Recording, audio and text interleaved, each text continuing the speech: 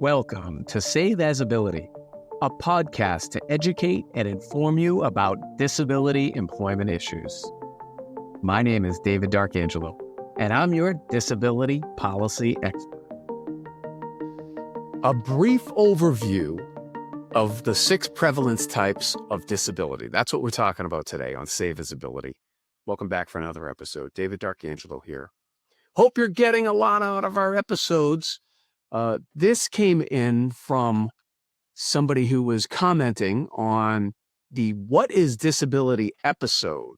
And so we're going to go a little bit more into the prevalence types. They wanted to hear about, what do you mean when you're talking about prevalence types?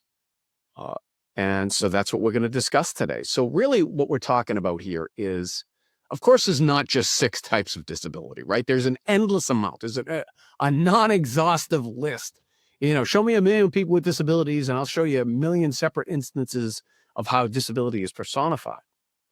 But what we need to do policy-wise is we need to have a rational basis. We need to be able to put a framework around how we can address the various challenges to provide for people with disabilities, to solve for the people with disabilities, right? Because all disability, that lack of is, whether you want to look at it as a limitation or a challenge, whatever the case may be, what policies can we put in place to try to ameliorate that, to make sure that all of our Americans, people with and without disabilities, are having access to opportunity, freedom, independence, self-determination, all of the things that we want our people in America to be able to participate in and enjoy, okay?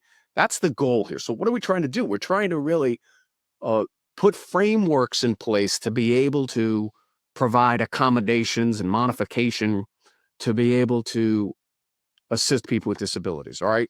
So the way I like to look at it is laid out through a large tool that is put out, and that is the American Community Survey. And we've talked about this, Bureau of Labor Statistics, Census Bureau, we're not going to go too much. There's other episodes, go check those out for that.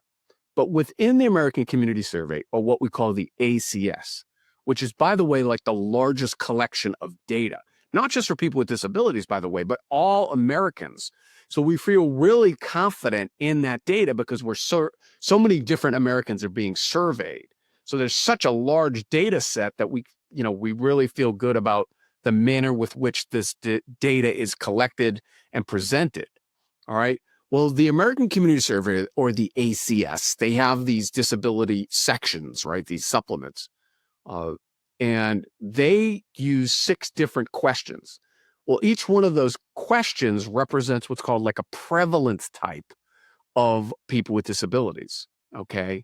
And they are hearing, and the example that's used is difficulty hearing or deafness, vision, which is difficulty seeing or blindness, cognitive, which is challenges with concentration, memory, or decision-making, mobility, which is difficulty walking or climbing stairs, self-care, difficulty dressing or bathing, and independent living, which is difficulty doing errands alone, okay? Now, again, you can see these are large archetypes. These are large ways of thinking of disability as a whole, okay? Now, again, depending upon what definition of disability you're going to use, that's going to depend upon how we're measuring disability. So if we look at one metric, maybe it's as low as 8 or 10% of Americans as people with disabilities. And if we look at another metric, maybe it's as high as 20 or 24% of all Americans as people with disabilities. This metric that we're using, the ACS, is generally around 12 to 13% of all Americans as individuals with disabilities, as people with disabilities. Okay. So why does this matter? This matters because as we're trying to put policies and programs in place to be able to ameliorate the person's disability so that they can be as independent and self-determined as possible, these different disability types require a tailored approach, because what's accessible for the person with deafness might not be accessible for the person with blindness, and vice versa. And so, we can't have like one size fits all approach. Rather, what we should try to have is like that's set out in the ADA, non-discrimination, to make sure that we're not discriminating against people with disabilities, that we're including people with disabilities as much as we can. Okay. So that's what we're talking about here when we're talking about prevalence types. So we recognize that there's challenges around this and there's some deficiencies. You're not going to be able to describe every last instance.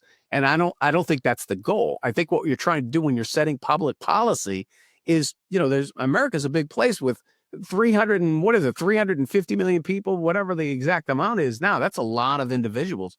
45 million of those as people with disabilities. So what can we do to recognize that targeted solutions can help specific prevalence types, right? That's what we should do. That's a rationally based manner with which to approach it, because we're trying to solve for these limitations, these challenges. All right. So I don't have an answer here. We're just kind of trying to lay it out for you so that viewers of this channel, that you're looking at these other episodes, we're talking about prevalence types so many times. What are we alluding to? Well, that's what we're alluding to. Okay. We'll put some links in the description here back to the data so that you can look at it. But you know what we're trying to do here? Independence and self-determination. These are American values. We want all of our people to succeed. Okay. And we can do it. We're getting better. These things are improving, but there's still long-standing challenges, particularly in employment, that we spend so much time talking about it. So, let's not see disability as an obstacle or something bad. Let's look at it as a call to action. Let's look at it as an opportunity to problem solve. It can be challenging having a disability. So we've got to be sober and, cogent about that reality. But at the same time, we got to choose to be positive. We got to choose to find solutions. We got to choose. Those are things within our control. Choosing to be positive, choosing to find solutions, and not just, seeing the downside of the disability as well, the challenges that come with the disability. We're positive here at Save Disability. We're all about empowering people with disabilities to be as independent and self-determined as possible. So hope this helps. We're trying for you. We're your biggest fans. We're advocating for people with disabilities. David D'Arcangelo, another episode of Save Disability. I hope you have a great day. For more information about disability employment issues, please visit our website, disabilityemploymentsolutions.com. The Save As Ability podcast is available on Apple Podcasts, Spotify, our YouTube channel at Disability Policy Expert, or wherever you stream your podcasts. Subscribe, stream, rate, and review our shows. Your ratings and reviews help our show reach new audiences. Produced by Pod Pro Entertainment.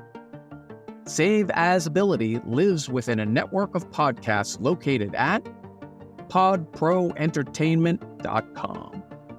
#TheNewRadio. Again, my name is David D'Arcangelo, and I'm your disability policy expert. Until next time, thank you. I hope you have a great day.